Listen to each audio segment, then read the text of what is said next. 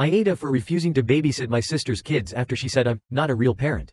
Look, I'm not usually the type to go airing my grievances. But sometimes you hit a wall and you're left wondering, am I the problem here? So maybe you'll indulge me while I get this off my chest.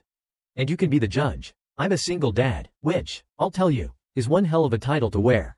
My little girl, Emma, she's 6 now, but I swear, I still remember every detail of the day she was born. It's like it happened yesterday. Only, well, that's not true for everybody who was there that day. Emma's mom, Rachel, passed away just a couple of hours after giving birth, leaving me holding this tiny bundle in my arms, scared out of my mind and completely alone. So, yeah, I've been doing this solo since day one, and it hasn't been easy. Sometimes I joke that I'm the Swiss Army knife of dads, doing the job of 2 people. Wearing a million hats, from chef to doctor to bedtime storyteller. But you know what? I wouldn't trade it for the world. Emma's my light, my whole reason for keeping it together some days. She's this beautiful, curious little person with a laugh that could make a stone crack a smile. And even though it's just the 2 of us, we've got our own little universe going. Now, my sister, Claire, she's got 3 kids of her own. Which is great, really, it is. She's married to her college sweetheart. They've got a big, busy household. And, look, I know she works hard. She's a wonderful mom, her kids are wonderful. But Claire, well, Claire's the kind of person who sometimes gets so caught up in her own whirlwind that she doesn't always stop to see the people standing next to her.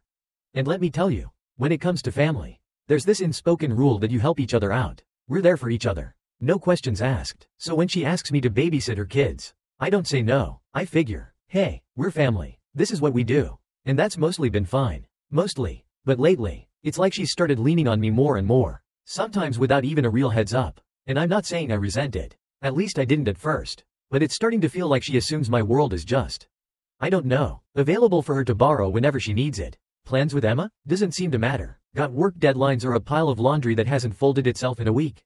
Not a consideration. And I'm not saying I don't want to help. But it's a bit of a lot to juggle sometimes. I mean, Claire and her husband both work. But they've got each other. A built-in team. I don't have that luxury. The thing is, I'm okay with that. I'm not asking for pity points here. I figured out our life. Mine and Emma's, and I make it work. But as her requests keep piling up, I feel a weird knot in my gut. Like, where's the line? How much of myself and my time am I supposed to give before I start saying, hang on, I'm a little tapped out here. So, there's this growing tension every time she calls. Every time I have to shuffle my life around because, for Claire, it's a small favor, but for me, it's yet another rearranged evening or an entire weekend given up. It started to feel like maybe I'm being taken for granted. But maybe that's just family. Right? It's what we do. We show up, we do the favors, and we swallow the gripes because that's how families work. Or at least, that's how I thought they did, until that last call. The one that made me start questioning everything. It started off small, you know? Just a quick favor here and there. Like watching her kids for a few hours so she could run errands or have a night out. I get it. With 3 kids, it's hard to carve out time. I can barely get a breather with one. So, of course, I didn't mind helping her out. But what started as an occasional favor turned into a steady pattern. And before I knew it, I was her go-to, every single time. At first, it was almost funny how predictable it became. Thursday afternoon would roll around, and my phone would ding. It was like clockwork. Hey, could you watch the kids Saturday? Or, any chance you're free tomorrow night? And when it was just a few hours, it wasn't too much to ask. I'd tell myself, they're your nieces and nephew, you love them. I'd think, and I do, I love them to pieces. But each, just a few hours, started to feel like an invisible tally. Adding up without any acknowledgement that I was rearranging my life, Emma's life, for them every time. What she didn't see, or maybe didn't care to see, was how many things I ended up canceling or changing last minute. There was the time Emma and I planned to have a Saturday at the park. Just the 2 of us. Picnic packed, bike loaded in the car. I'd even planned to bring one of those little kites because she'd seen one at the store and couldn't stop talking about it. We were both so excited. And then, late Friday night, Claire called, sounding frazzled. She had to work unexpectedly and asked me to watch her kids. And there I was, in that familiar spot, feeling guilty for even considering saying no. So I put on my happy voice and said, of course, Claire, I got you. But here's the thing, Emma was only 5 at the time. But she was disappointed, even though she tried not to show it. And I felt this pang of guilt that was as much about her as it was about myself.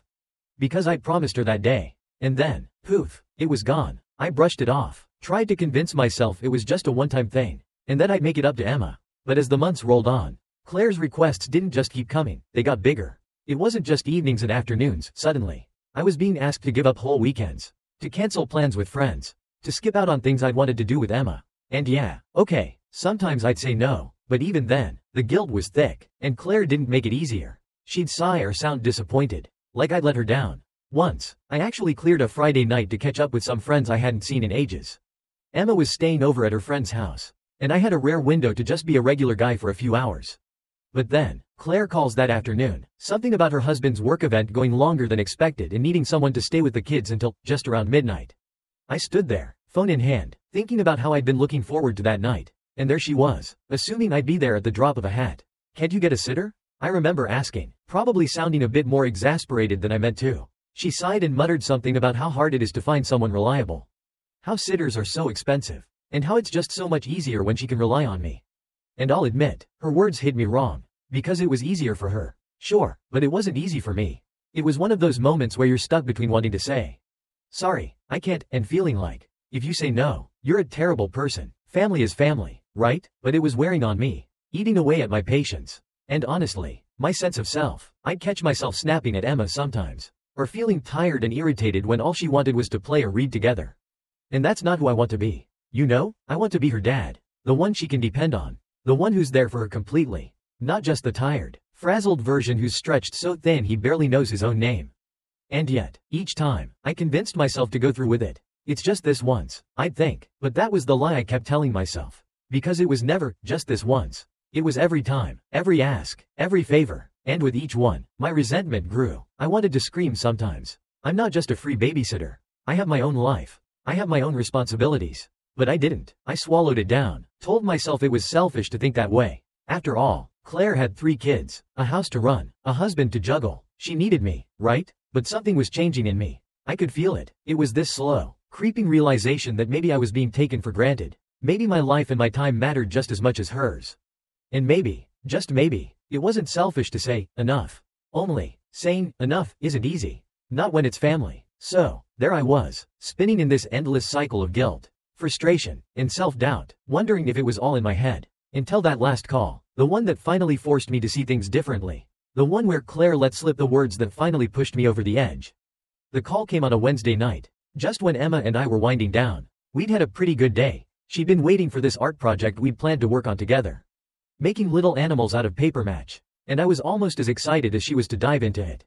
We were both covered in glue and little strips of newspaper when my phone started buzzing. I glanced down and saw it was Claire, and for a second, I actually debated not picking up, but I knew that wouldn't go over well, so I wiped my hands and answered. Right off the bat, I could hear the tone in her voice. This hurried, clipped tone that only meant one thing: she wanted something. And sure enough, she launched into how she and her husband, Jack, had planned a last-minute couples retreat for the weekend. She went on about how they hadn't had a real break in forever and how it was the perfect chance to recharge. All she needed was for me to take her kids from Friday night to Sunday afternoon. Just a little weekend, she said. I felt a wave of frustration wash over me, and I tried to keep my voice steady as I explained that I already had plans. I'd promised Emma a daddy-daughter weekend. We were going to see this new movie she'd been looking forward to. Go to the zoo, maybe even have a little backyard camping night with s'mores. Just the 2 of us. Uninterrupted. I'd even cleared my work schedule and everything, which took some juggling, but it was worth it to see the look on her face when I told her. So I told Claire, as calmly as I could, that I wasn't available. I could practically feel the shift over the phone. The way she went from needing a favor to being annoyed in about 2 seconds flat. She sighed, one of those long, dramatic sighs that might as well be a paragraph on its own. And then she said it. She said, "Look, you're a single dad. You only have 1 child. You should be able to help me out since I have real responsibilities here." It took me a second to even register what she'd just said. My heart sank like a stone. My stomach twisted, and my mind started racing. Real responsibilities? Did she seriously just say that to me? I could barely breathe for a second. All I could think was, is that how she really sees it? That because I only have 1 kid, my life and responsibilities don't count? I tried to keep my voice steady, but I couldn't hold back the hurt and frustration that bubbled up. Just because I have 1 child doesn't mean I don't have real responsibilities. Claire, I managed to say, but she brushed it off, like I was just being sensitive. Come on, she said, you wouldn't understand. It's just harder when you have more than 1. You don't have to juggle a full household. It's different. And I realized then that she genuinely thought that because I only had 1 kid, I didn't know what it was like to be a real parent. A real parent. The words stung, sharp and heavy, digging into everything I tried to be. Everything I'd worked so hard to become for Emma. It was as if she was saying that all the sacrifices, all the late nights, the exhaustion, the juggling work and parenting, none of it mattered because I wasn't doing it with a house full of kids. I felt small. I felt like she just stripped me down to this bare useless version of myself that didn't measure up, no matter how hard I tried. And in that moment, something snapped. All those times I'd bent over backward, rearranged my life, given up weekends, moments with Emma, all of it started replaying in my head.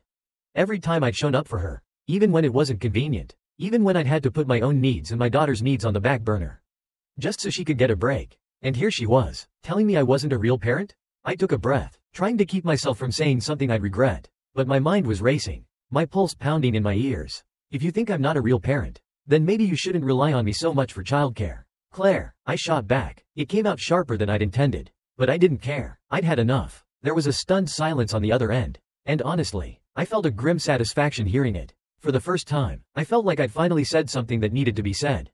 Even if it was long overdue. She was quiet for a moment, and I could tell she hadn't expected me to stand up for myself. When she finally spoke, she just muttered something about how I was overreacting and then hung up. I sat there, phone in hand, still processing what had just happened. A part of me felt relief, like I'd finally lifted this invisible weight that had been dragging me down.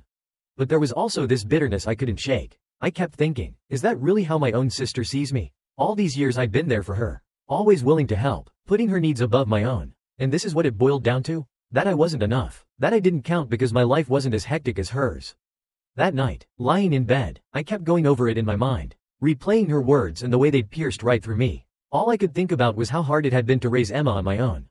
How I'd faced every single parenting challenge alone, without a partner to help share the load. There were so many nights I'd stayed up, wondering if I was doing this right, worrying about her, pushing myself to be everything she needed. And now, all that was just dismissed. Maybe I didn't have a house full of kids, but that didn't make me any less of a parent. I didn't need Claire's validation for that. But hearing those words from my own sister, that cut deep. I knew this was a turning point. I could feel it. The next time Claire came calling, it wouldn't be the same. There was no going back to being the reliable Uncle Dad whenever it was convenient for her.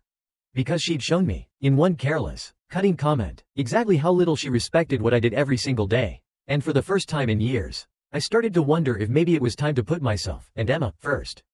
After that call, I thought maybe, just maybe, Claire would take some time to cool off and realize she'd crossed a line.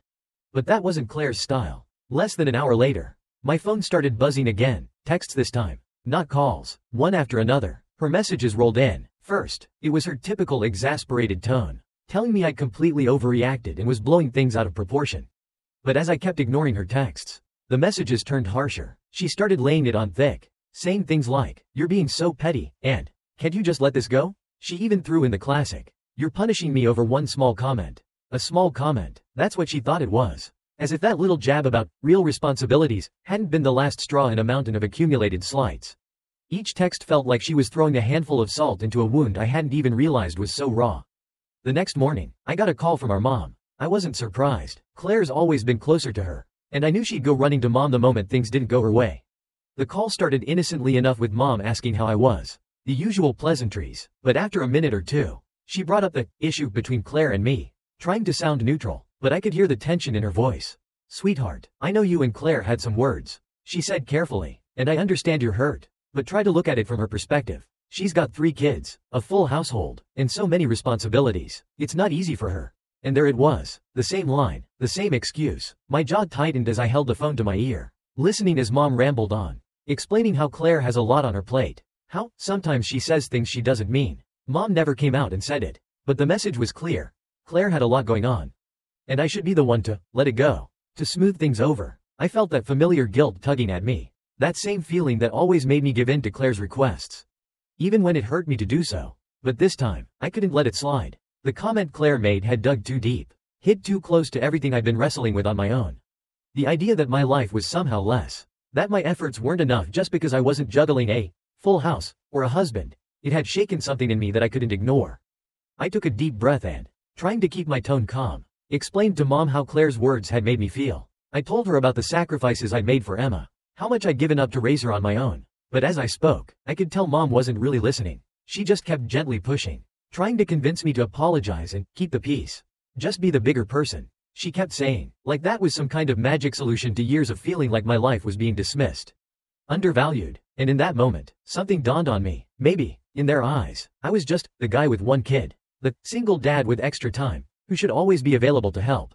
Claire was the one with the real family, the one who needed support. And me? I was just supposed to play along, to keep being the reliable one who didn't ask for anything in return. It hurt, realizing that my family saw me this way, that even my own mother thought I should just let it go.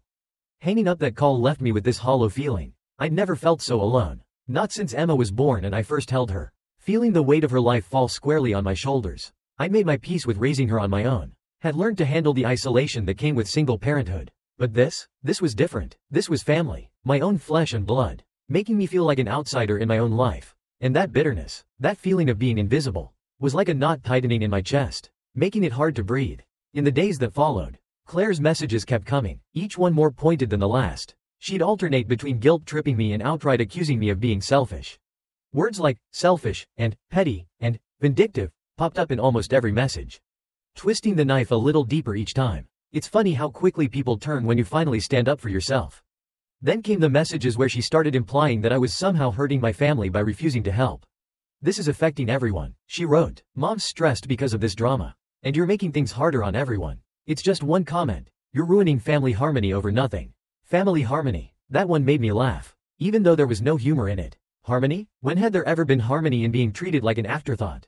I'd spent years bending over backward to keep the peace, sacrificing my time, my plans, my sense of self, just to fit the role they expected me to play. And the one time I refused, the one time I asked for a sliver of respect, I was suddenly the villain, the one tearing the family apart. Through all of it, I found myself wrestling with a deep, aching doubt. I kept wondering, am I really being selfish here? Maybe they were right. Maybe I was letting my pride get in the way of something that shouldn't matter so much. It was that old guilt creeping back in. The guilt that had always made me question myself. To keep my head down and go along with whatever they needed. But every time I thought about backing down, I'd remember that moment on the phone with Claire. Hearing her say those words, real responsibilities. And I'd feel that sting all over again. I'd look at Emma, my sweet, curious girl, and feel this pang of regret for all the times I'd let myself get stretched thin. All the little moments I'd missed with her because I was too busy helping Claire keep her real family running. And I realized, finally, that I didn't want Emma to see me that way, to grow up thinking her dad was the guy who always put himself last. Who always let others walk over him. She deserved better than that. I deserved better than that. So there I was, standing in the middle of this storm, feeling like I was being pulled in a dozen directions at once. But I knew one thing for sure, I couldn't keep living this way. Letting my own life and happiness come second to everyone else's needs. And as the days passed, I felt this strange, quiet resolve start to build inside me. I was done bending. I was done being their free babysitter. And if they couldn't understand that, then maybe they didn't really understand me at all. I didn't know what the next family gathering would look like or how long it would take for things to settle down. But one thing was clear, I was finally drawing the line. And if that meant a few tense holidays or some uncomfortable conversations, so be it, because, for the first time in years, I was ready to stand up for myself, for my daughter, and for the life I'd worked so hard to build. And I wasn't going to let anyone make me feel less than real, ever again.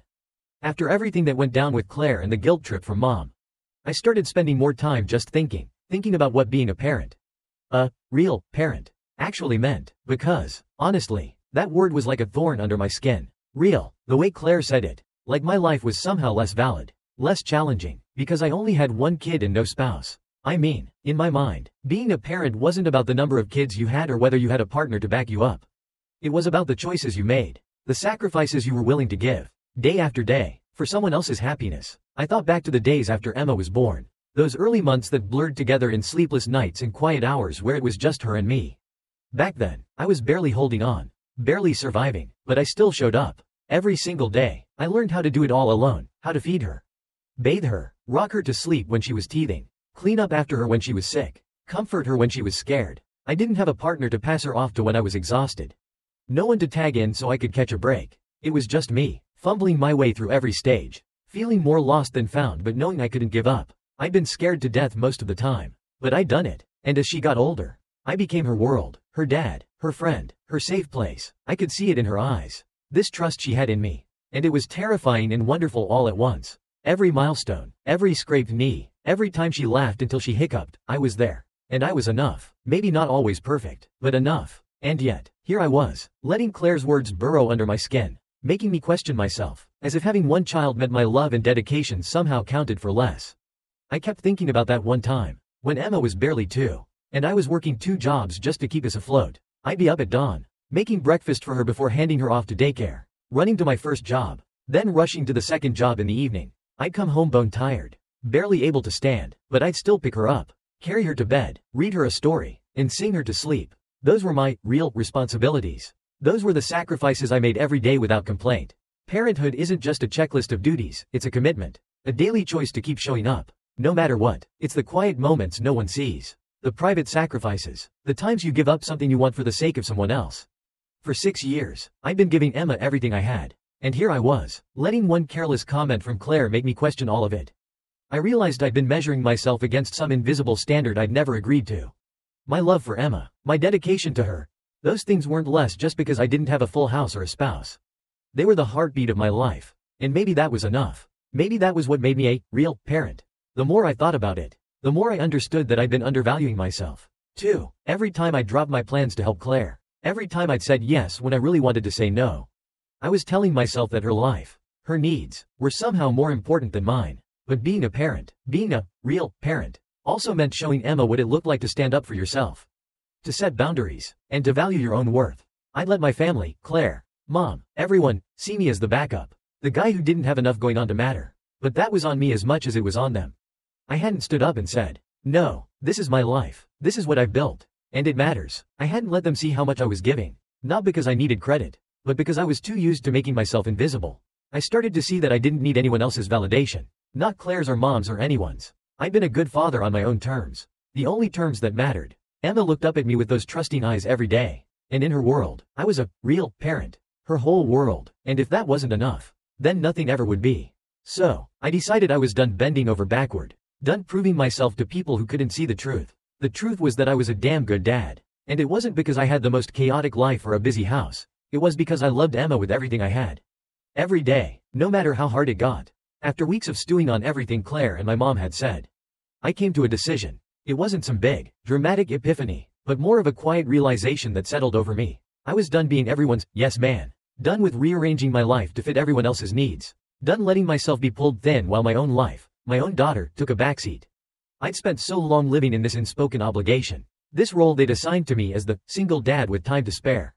But the truth was, I didn't have time to spare. And I certainly didn't have emotional space left to keep pouring into people who couldn't see my value.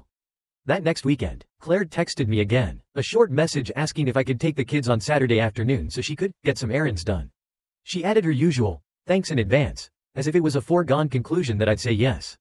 I looked at the text for a long time, feeling that familiar pull of obligation tug at me. But then I thought about Emma and that Saturday we'd missed at the park. The kite still sitting in the trunk of my car. I thought about all the other times we'd put our plans on hold. All the memories that could have been ours if I hadn't been so busy trying to be there for everyone else. I took a deep breath, set down my phone, and left the message unanswered. For once, I felt no guilt. It felt strange at first, but then a quiet sense of peace settled in. I didn't owe anyone an explanation or an apology. I was allowed to say no without feeling like a bad person. Without feeling selfish. In the past, I'd been so focused on making sure everyone else was okay that I neglected the person who mattered most, Emma. My life was hers and mine to shape. And I was done letting anyone else dictate how I spent it.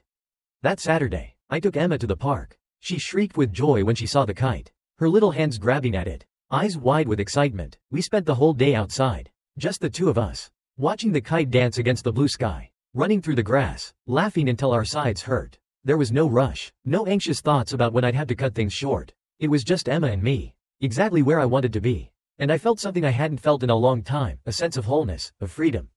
In the days that followed, the fallout from my silence with Claire was predictable. The text started again, asking why I hadn't replied, saying she really could have used a hand. Then came the accusations, telling me I was punishing her, being selfish, that I was making a point at her expense. And finally, the one that really drove home how differently we saw things. I thought we were family. Family is supposed to help each other. Family. The word rang hollow as I read it. I thought about all the times I'd been there for her, no questions asked, and all the times she hadn't stopped to consider my life. My own struggles, the way I was drowning under the weight of doing it all alone. Family had become a one-way street for Claire. I was expected to keep giving, and she'd just keep taking. But I wasn't that person anymore. My mom called again, too, a little gentler this time, but still saying how I shouldn't let this divide the family. I listened, calm and steady, and when she was done, I told her exactly what I'd come to realize. Mom, I've got to look out for Emma. I've got to look out for me. And if they can't respect that, maybe the family was already divided. She went quiet after that. And I could tell she didn't have an answer. For the first time, I wasn't seeking anyone else's approval. I didn't need Claire's recognition of my role as a parent. I didn't need Mom to tell me I was doing a good job or that I was making the right choice. I'd spent too long doubting myself, letting their opinions define my own worth. But I knew now that I was enough, just as I was, and I didn't need their validation to prove it. I've kept my distance from Claire since then. She'll still send a message now and then, testing the waters, but I don't jump in to help every time. I've drawn that line, and I don't intend to cross it again. I can't say for sure how this will all shake out or if things will ever go back to how they were. But that's okay. I'm not living my life for Claire, for my mom, or for anyone else. I'm living it for Emma and for myself. Since then, Emma and I have had more weekends like that day at the park. We've gone to the zoo, baked cupcakes, even done a few more art projects that left the kitchen a complete mess. She's happier, and I'm happier too, knowing I'm finally giving her the dad she deserves, the dad who's fully there. Fully present, with no reservations. This whole experience? It was a long time coming, but it's given me a new sense of clarity. I know now that standing up for myself isn't selfish, it's necessary. Setting boundaries isn't punishing anyone. It's taking care of my own heart and my own family. And maybe that's what being a real parent is all about. Having the strength to say, no, when it's right. To protect the people who truly matter. And to never let anyone make you feel less than you are. I don't need to prove myself to Claire or anyone else. Emma looks at me with love and trust in her eyes every day. And that's all the validation I need. So, no, I'm not the free babysitter anymore. And if that's a problem, then maybe it's time they rethink what family really means. Because as far as I'm concerned, I'm already doing exactly what a real parent should be doing, and I don't need anyone else to tell me that. AITAH for pretending I didn't know my ex. I'm 29, and I'm not exactly what you'd call experienced when it comes to relationships. Never have been, really. Growing up, I was always the big girl in the group, the friend who'd watch everyone else get asked out, the one who'd smile and laugh when the girls gossiped about boyfriends or awkward first kisses but never had anything to add. I tried to convince myself I didn't mind. Even as an adult, dating never seemed easy, so eventually, I just got used to being on my own. Got comfortable with it, maybe, but then, well, then Shane happened. Shane was 27, confident, handsome, the kind of guy you notice right away, even when you're not trying to. He was the kind of guy the first never thought would look twice at me. But one day, he did. It wasn't flashy or obvious. He didn't sweep in with roses or grand gestures. It was subtler than that. A slow build of interest that caught me off guard. He seemed kind, patient, attentive. I can still remember the way he'd lean in when I talked. Like every word I said was the most interesting thing he'd ever heard. It made me feel seen. Really seen, in a way I wasn't used to. So, I let myself fall for him. Slowly at first, and then, well, all the way. We started seeing each other regularly. And before long, he was staying over almost every night. It felt like a real relationship. A relationship I'd been waiting my whole life for. The kind that made me feel like I was worth something. Like I was finally enough. The only catch? Shane didn't want anyone to know about us. He said he was a private person. That he didn't want people in our business. And, yeah, maybe I should have seen that as a red flag. But I didn't. Not right away. I'd never had anyone like him before. So I didn't question it. I was just so grateful to have him in my life that I brushed off the feeling that something wasn't right.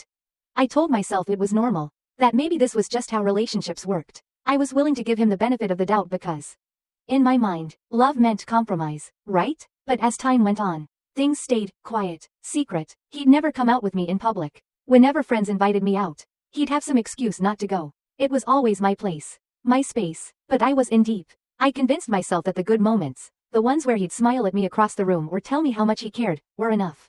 That maybe, just maybe, this was the real thing. Looking back, I see how I let myself accept the crumbs he offered, even as I poured all of myself into him. I didn't want to admit it, but deep down, I was afraid that if I pushed for more, I'd lose him. I was scared of going back to that lonely place I'd lived in for so long.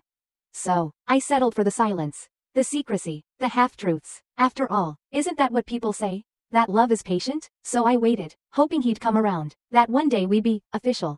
And then, just like that, he was gone. It was a random Tuesday. If I remember right, I came home after work, arms full of groceries, expecting to see him there like always. But the apartment was empty. Not just empty, sterile. All his stuff, every trace of him, gone. I didn't even have time to process it. I dropped the bags right there in the doorway and just stood there. Heart pounding, staring at the bare room as it hit me. He'd ghosted me. After 2 years of calling my place his home, he'd just up and disappeared. I can't even describe the mix of emotions that ran through me.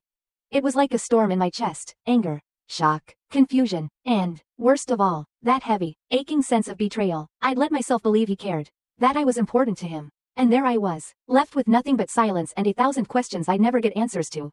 I tried calling him, my hands shaking so badly I could barely dial. But it didn't matter. He'd blocked me, my number, Snapchat, everything. It was like I'd ceased to exist in his world overnight. I was left with an empty apartment and a hollow feeling I couldn't shake.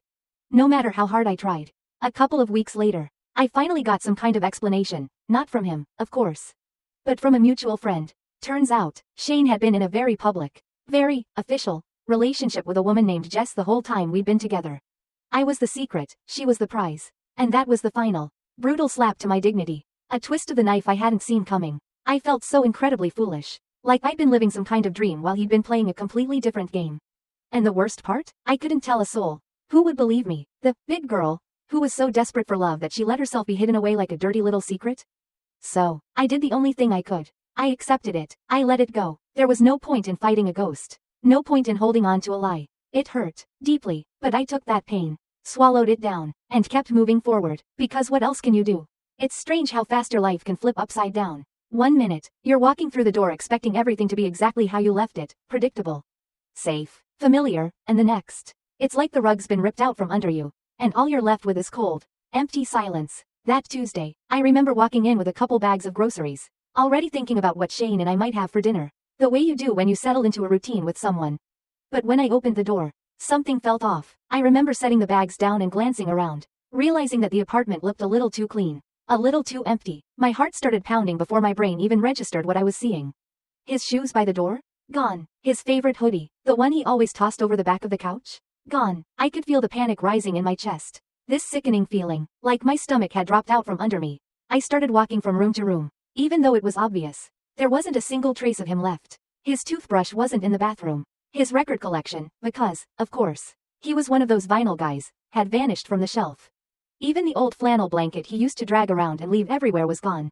I kept hoping I'd find something, anything, to prove this was just some mistake, that maybe he'd be back. But there was nothing. I was alone. I don't remember how long I just stood there, taking it all in. I felt frozen, like my mind couldn't process the reality of it. 2 years, 2 years of shared meals, quiet mornings, inside jokes, and whispered promises, all gone in a matter of hours. I dropped down on the couch, numb, my brain spinning in a loop of questions. Where was he?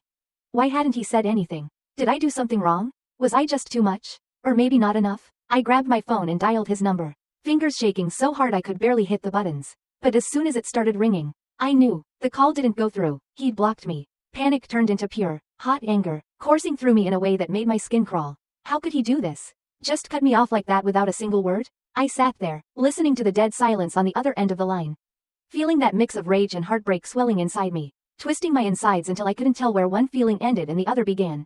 I called again, knowing it wouldn't make a difference but needing to try anyway. I even checked Snapchat, hoping for a sign that maybe, somehow, this was all a mistake. But I'd been blocked there, too. No way to contact him. No explanation. Nothing but this emptiness in a place I thought was ours. That night, I couldn't sleep. I lay there, staring at the ceiling, questions swirling around in my head. Questions I'd never get answers to. How had he done this? How had he looked me in the eyes every day, said he cared about me, then walked out without a second thought? The days that followed were like walking through a fog. I went through the motions, work, eat, sleep, but inside, I was a mess, replaying everything over and over, trying to understand what I'd done wrong, what I'd missed. I kept thinking back to all the signs I'd ignored, all the times I'd felt that nagging feeling in the back of my mind that something wasn't right.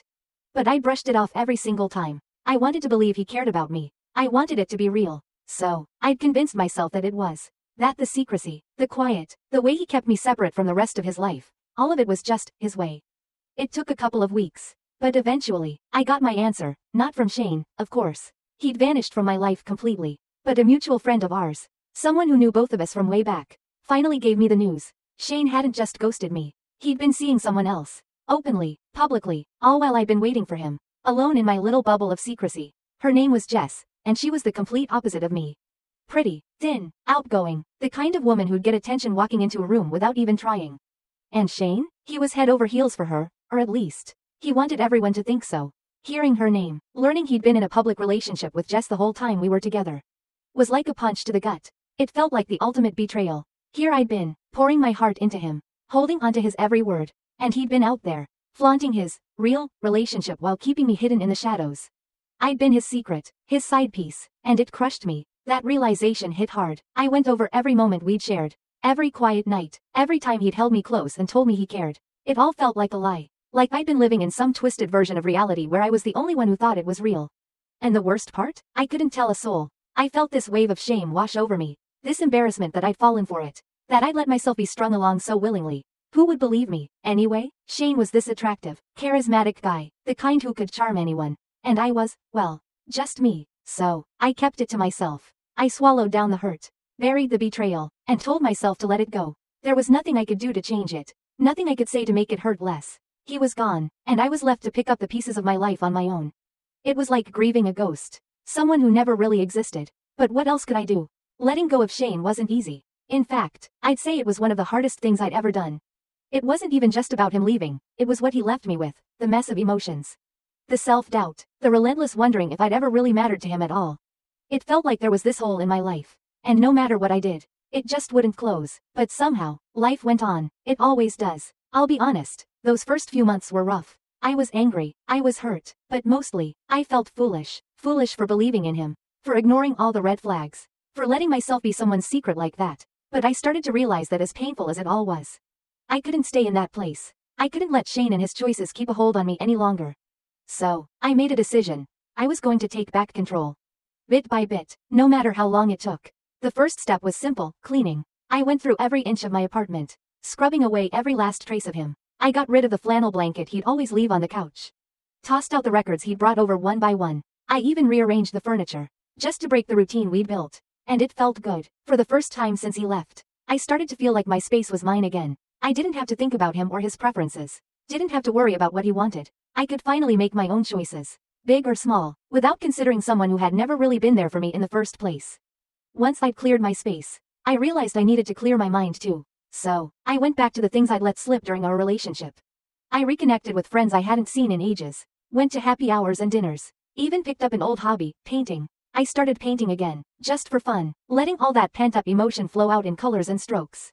Splattering the canvas with whatever I felt. It was messy, unrefined, but it was mine. It was like each brushstroke helped me piece back together the parts of me I'd lost along the way. It wasn't an overnight transformation.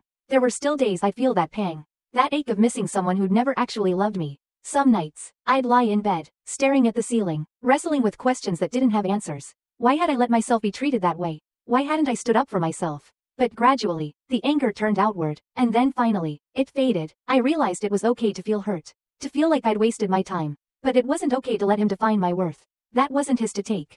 Over time, I began to see that I was stronger than I'd ever given myself credit for.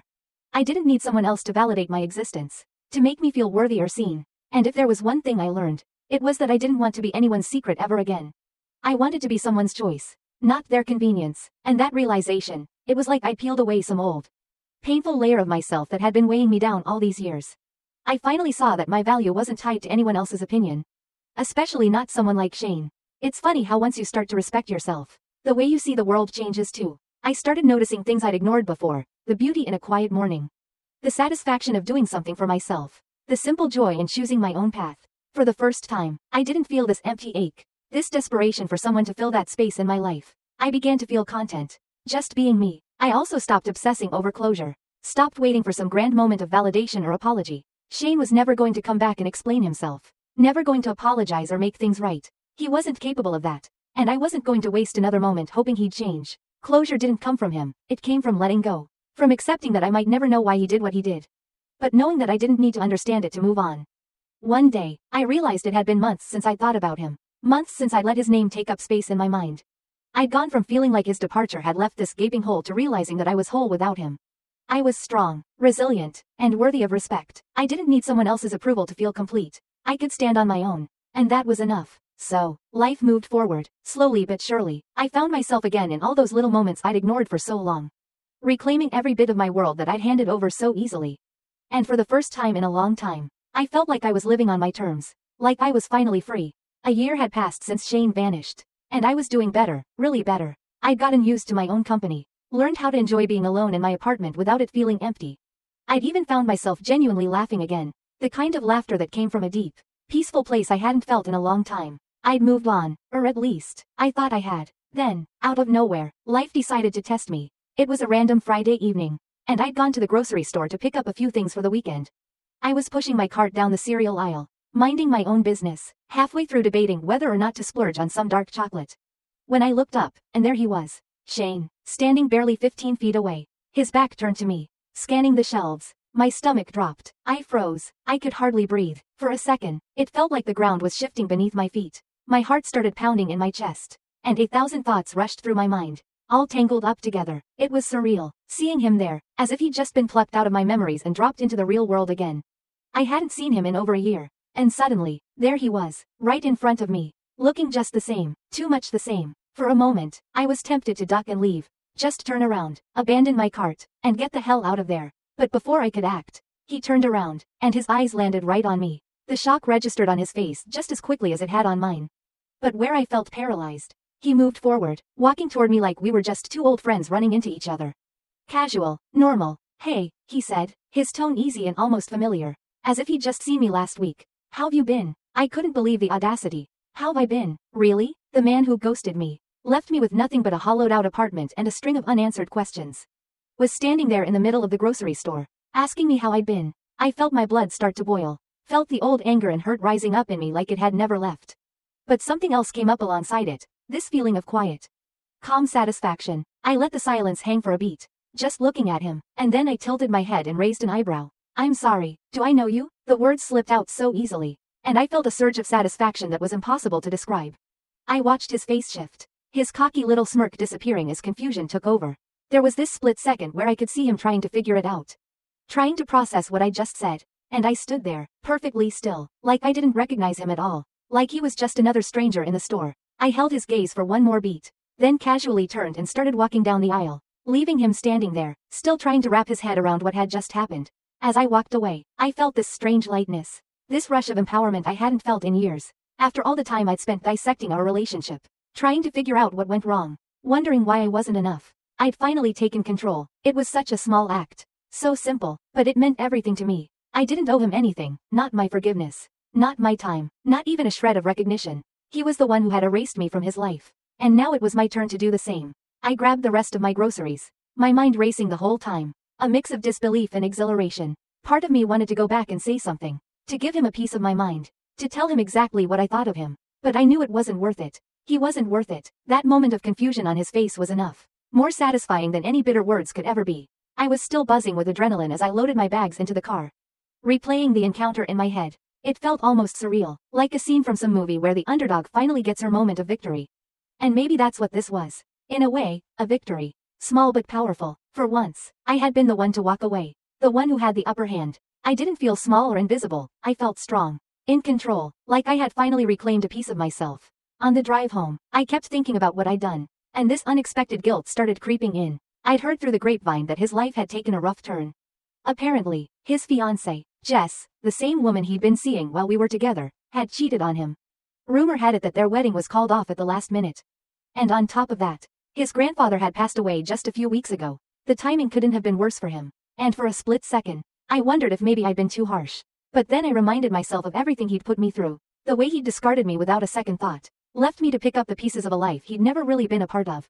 He hadn't cared about my pain, hadn't even had the decency to say goodbye, to give me an ounce of closure. And in that moment, any trace of guilt faded away. Because, for once, I'd done something for myself. I'd taken back a little of the power he'd stolen from me.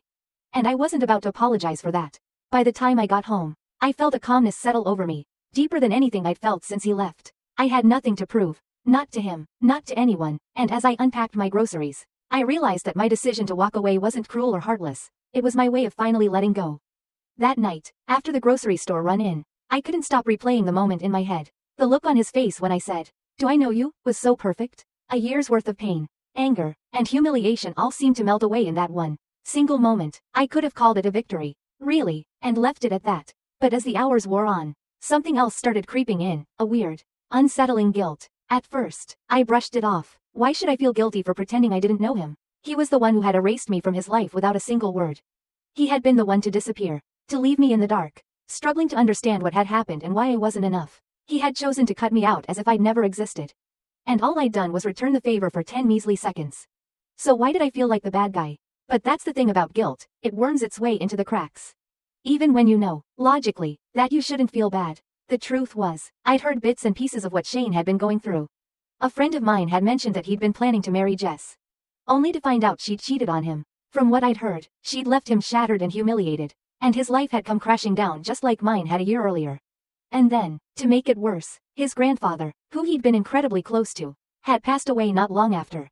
My friend had made it sound like Shane was in a rough place, struggling, grieving, just barely keeping himself together. So maybe that's why the guilt started gnawing at me. That little voice whispering, "You kicked him while he was down." I started to wonder if maybe I'd been petty. If I'd let my anger get the better of me. It wasn't like I hadn't had my own tough times. I knew what it felt like to lose someone. To feel blindsided and broken. I'd been there, and maybe I should have shown a little more compassion. Then I remembered all those lonely nights. All the unanswered questions. The weeks of doubt and insecurity he'd left me with. I'd spent months feeling invisible. Like I was some shameful little secret he'd been hiding from the world. And he hadn't cared. Not once. He hadn't cared when I was hurting. When I was left picking up the pieces of the life he'd smashed apart.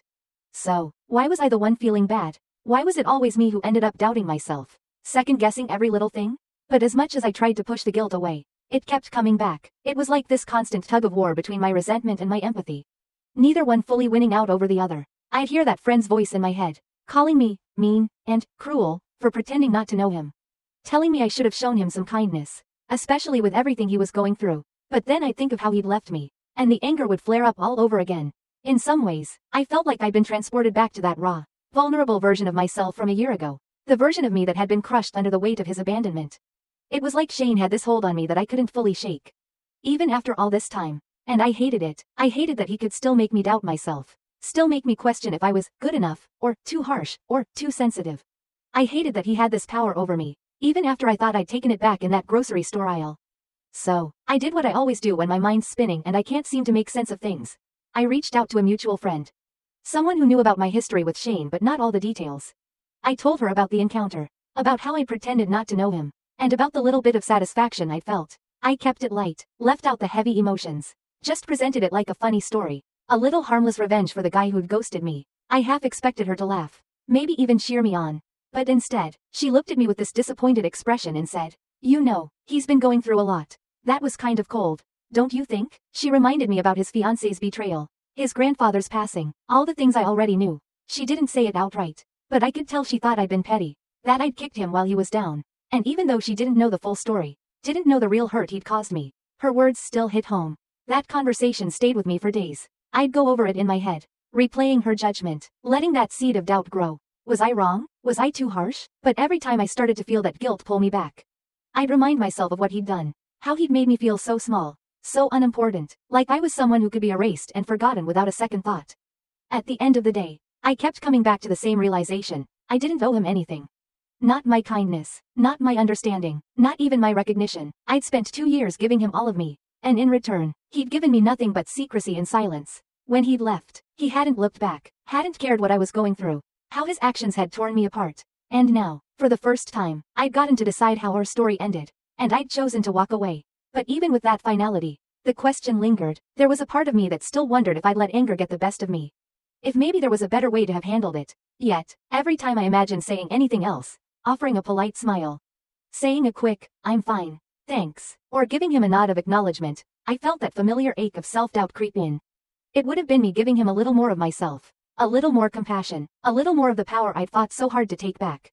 And maybe that was the real answer. Maybe, in choosing to walk away, in choosing to let him feel that same invisibility he'd left me with, I'd finally given myself the closure he'd refused to give. And if that made me seem cold or unkind, then maybe I could live with that. After all, he'd taught me the hard way that not everyone deserves the gift of forgiveness or understanding.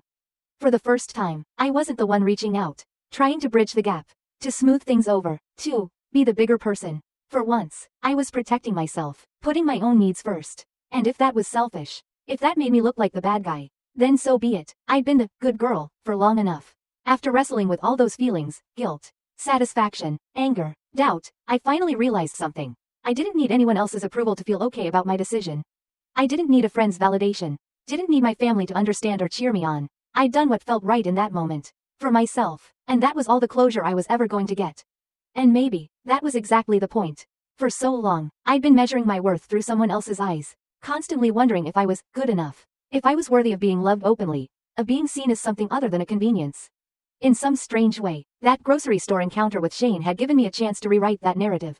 To step back from the need to be approved, forgiven, or justified. When I looked at him and said, "Do I know you?" It wasn't just a moment of pettiness or revenge. It was a line I drew. A boundary I'd needed to set. Marking the end of a story that had haunted me for too long. Over the next few days, I felt the weight of that decision settle inside me, slowly shifting from a point of conflict to one of peace. I stopped replaying that friend's disappointed look, stopped second-guessing myself, and each time that old doubt tried to creep back in, I reminded myself that my choices didn't need to be perfect, they just needed to be mine. I wasn't obligated to be gracious, to forgive, or to offer a kindness that wasn't deserved. I was allowed to protect myself, to prioritize my own well-being, and I didn't owe anyone an explanation for that. Looking back, I think I'd spent so much of my life as the person who always put others first. Who worried more about others' feelings than my own. I'd convinced myself that to be good, I had to be selfless, even if it meant sacrificing parts of myself. But standing there in that grocery aisle, I realized that I wasn't going to keep sacrificing for people who didn't deserve it. People who didn't care enough to consider my feelings when it mattered. And that realization was like this quiet, powerful freedom that washed over me, giving me the courage to keep moving forward without looking back. A year ago, I would have thought being the bigger person meant acknowledging him, smiling politely, maybe even showing some empathy for what he'd been through. But now, I saw that being the bigger person meant honoring my own boundaries, choosing my own peace over someone else's comfort. And if that made me seem cold or unkind, I was okay with that. I'd spent enough time giving myself away, now it was time to keep something for myself. So, I let it go. I let go of Shane, of that friend's judgment, of the lingering guilt that had tried to settle into my mind. I let go of the old version of myself who would have tried to make peace, even at her own expense. I finally allowed myself to see that my value didn't come from being needed or being nice.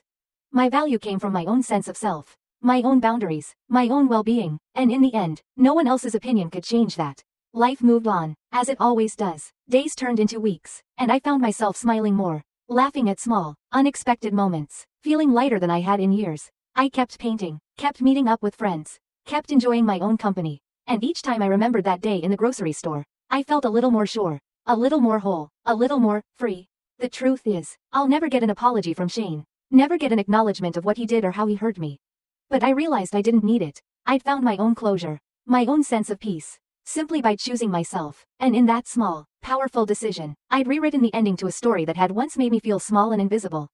So, was I wrong for pretending I didn't know him? Maybe to some people, I was, but in that moment, I chose to be my own priority, and that was something I'd never done before. And if that makes me the bad guy in someone else's story, so be it. For once, I'm the hero in my own. Since that encounter with Shane, I've felt a shift deep down, a quiet but undeniable sense of peace.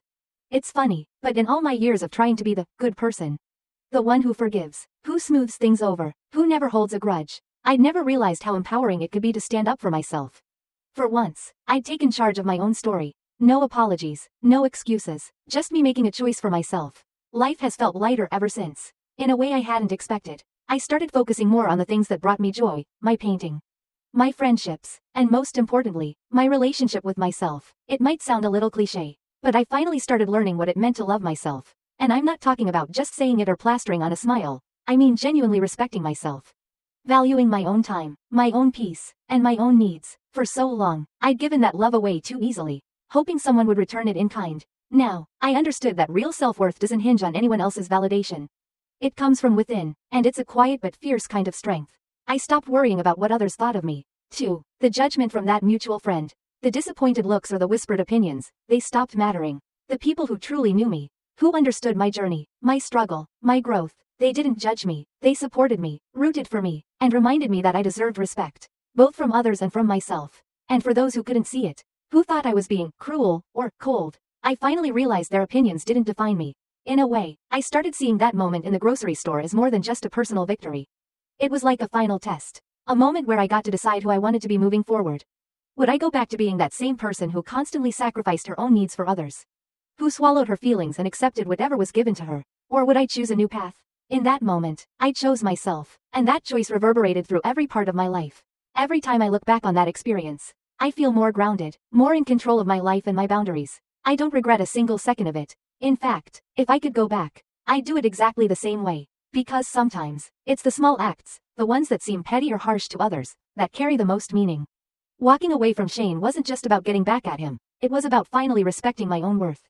Moving forward, I feel stronger, more confident, and more sure of who I am and what I deserve. I don't need closure from anyone else. Don't need validation or approval to know my decisions were right for me. The power to let go, to draw boundaries, to protect my own peace, it's something I'll carry with me. And it's changed me for the better. So here I am, at peace with my choice and ready to move on. Truly move on. No looking back, no lingering doubts. I'm building a life that feels like mine. One where I'm not the supporting role but the main character. And maybe, in the end, that's what it means to find self-worth. to write your own story, to choose your own path, and to know, beyond a doubt, that you are enough, just as you are.